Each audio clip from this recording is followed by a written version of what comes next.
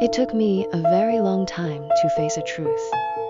I would never turn into that brilliant, shining person I pictured myself being in childhood. Deep down, I am far fonder of who I was years ago. Back then, I knew nothing about striving for progress. I poured all my youthful verve into frivolous gains. I was like wild grass growing on the wilderness, refusing to bow to winds, and only knowing how to grow wildly and freely. I rose early with no classics to study, and settled at dusk with no worries for the future. I cherished no lofty ideals, nor held grand visions of the world.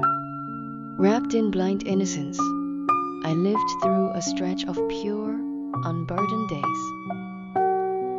I once deemed those days utterly wasted, yet later realized they brought me the only untainted happiness I would ever have in life. As time went on, years took wind and frost as its brush, hard shits as its ink.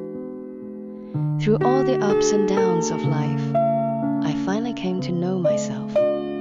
I am no chosen savior, nor do I possess extraordinary talent. I am merely a lonely drifter in the mortal world, wandering alone through dark nights and hesitating amid thick mists. Standing halfway along my life journey, I finally reconcile with my ignorant younger self. I am not good at expressing myself, yet warmth always dwells in my heart. I have never accomplished spectacular feats, but I hold quiet, unshakable perseverance.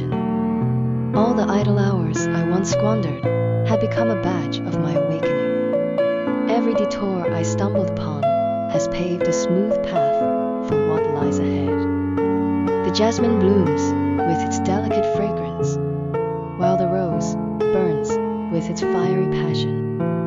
There is never a single standard to judge existence in this world. I do not need to live as a copy of others, nor do I have to chase distant lights. I have come to understand this truth. He who stops chasing light shall become light himself.